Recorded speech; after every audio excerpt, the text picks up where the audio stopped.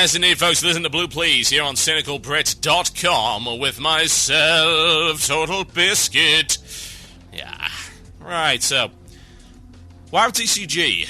Odd topic. Some people don't care, some people do, but the future of the WoW TCG has been in doubt for quite some time. However, things have changed, things have got a little bit simpler, and it looks like a company called Cryptozoic is picking it up.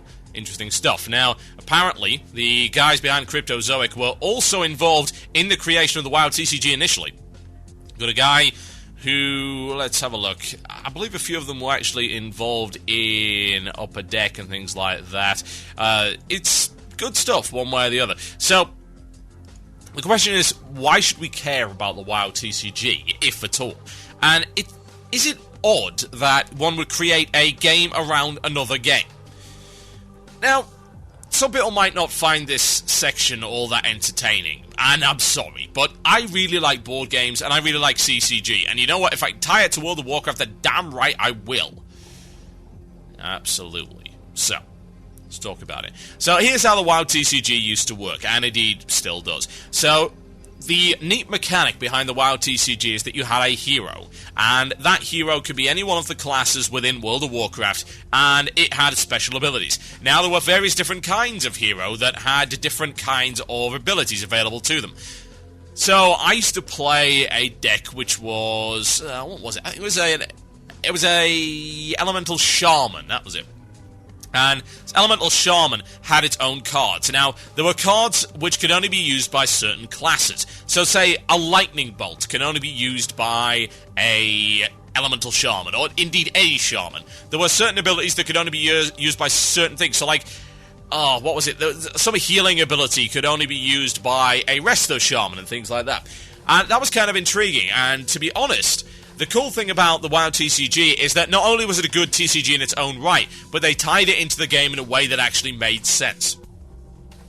It wouldn't have made sense to play it in the same way as Magic the Gathering, like play creatures, play land, play spells. The whole point of WoW is that you are playing a hero, and that hero has its own arsenal of abilities, and sometimes you'll want to bring allies along for the ride. But you could build a deck which had no allies in it at all. I wouldn't personally recommend it, but you can do it. You could build a deck entirely based around one character, and that could be a doppelganger of your character within the game, or it could be something else. And of course, you can equip it with items, and I remember having loads of fun equipping. Some of the items were kind of weird for who you could actually equip them to. The items had equipment restrictions, who they could equip to, who they couldn't, on the side of the card. Some of them were very, very odd indeed. Kind of crazy. Like druids with the Sulfuron Hammer, which obviously now doesn't sound all that weird, but those days, yeah, you didn't give a druid freaking Sulfuros Hand of Ragnaros. That would just be ridiculous. But you had all of these old school weapons, which were kind of neat. I was very impressed by that. So, it's good news that this is continuing on, but I suppose the question then lies, at what point do you stop with the merch? Yeah? At what point do you stop with the merchandise and the nonsense and things like that? So, the WoW TCG originates from a time before time. It was one of the first things to come out for WoW in terms of merchandising. It came out just after BlizzCon 2005, as I recall. I remember being rather disappointed that they didn't have any at 2005 because I wanted to play it. But it came out it was relatively close to that, whatever the case. So, it came out and it was a good quality product. And I think the reason I tolerated it was because the quality of the product was great, and two, there wasn't an awful lot of other nonsense out there. Blizzard wasn't shilling the franchise for everything they possibly could. Now, I think that's really changed at this point. The latest thing that just went up, which I've got to really disapprove of, just because it's so absurdly expensive, is the company that will produce posters or mouse mats of your WoW character. And I had a look on there because I thought, hey, that would be kind of neat. You want to know how much you pay for these things? I can't honestly remember, but I'm sure I can find it. Oh, absolutely awful. Really, really crazy prices. I mean, I'm talking like something like 18 to 20 pounds for a small mouse mat, plus shipping on top of that. Oh, God. It was absolutely horrendous, really. And it's getting to the point whereby anything they can possibly shill out as merch, they're doing it with WoW. And I get it. You know, I really do. And there's some things which are really cool, like, say, the new plush pets. They're really great quality, and you get the in-game stuff, and that's neat as well. And the books, like, say, Storm Rage, the collector's edition of that just came out by Richard A. Knack. That's fine, that's fiction. You know, all sorts of things like that, that's fine. But mouse pads, and not even that great. I mean, we're talking about mouse pads of your character. Big deal. You can make those yourself. Admittedly, of course, Blizzard is going to turn around and say, oh, you shouldn't be doing that, that's naughty, blah, blah, blah. And, yeah, technically it is. It's copyright infringement. But at the end of the day, is Blizzard really expecting you to pay so much for a freaking mouse pad? Evidently, they are. And evidently, some people are doing that. I don't know, I think I sort of started to see it going a little bit off the rails when the figure prints came out. The idea that you could pay an absurd amount of money for a little thing of your character. But I can understand that more, honestly. I can understand that more than I can, say, buying a mouse pad of your character. You know, having a little figurine of your character sort of immortalized in a little glass bubble is sort of neat, right? I mean, it is. Let's be honest here. But a poster? I gotta wonder how crazy vain you have to be to have a poster of your own character on the wall. Seriously. That's absurd. And a mouse pad. Again, what's the point? Your mouse is all over the face of your freaking character anyway. You can't actually see anything. Now, if you were charging, $6 to $7, okay, fair enough. That's okay. That's reasonable. But I actually have it up right now. It's called printwarcraft.com. Let's go on a bit of an internet field trip right now. Go and have a look and go and see how much it costs to make a mouse pad of your character. It is obscene. It really is absolutely ridiculous. That's printwarcraft.com. Go and have a look at it. Now, with the WoW TCG, at least you're getting something that actually stands on its own 2 feet. I think this is the really important thing, and the good differentiation in terms of value. Like, can the merch, or can the product stand up on its own feet? Yeah? On its own feet. Can it? Can it do that? Can it stand up on its own feet on the basis of it being good in its own right? Like, those mouse pads can't. Yeah? Look at this. I mean, 10 inches by 13 inches. £23 plus shipping. That's absurd. I'm using what am I using right now? I'm using a Steel Series mousepad right here. Amazing mousepad. It costs less than that. This isn't a mousepad that actually is good. Like, it's properly treated. And my Razer Naga slides all over this thing. Makes no noise. Hear it? No, of course you don't hear it. Makes no noise. It slides beautifully. I've got absolutely fantastic control. But these things, they're just normal mousepads screen printed. I mean, what is this? Why would you buy that? That doesn't stand on its own 2 feet. The WoW TCG can be played on its own without any prior knowledge of WoW, and you'll actually have a bit of fun with it.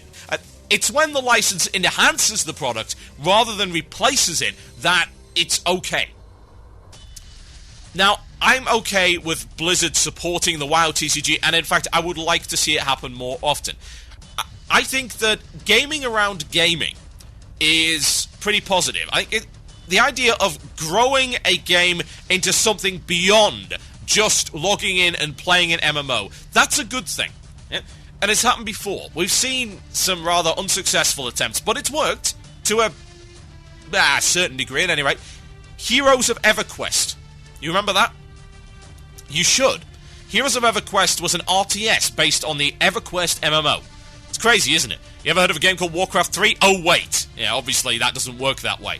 No doubt when Warcraft 4 comes out, people are going to say, there's that game based on World of Warcraft. At which point, I will facepalm.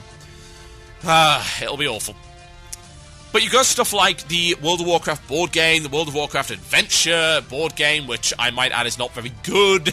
I have a copy of it. It's really not great, I'm afraid. It's not a good game in its own right, and it relies far too much on the license. The Warcraft board game and the World of Warcraft board game, the big, more complex games, they're all right.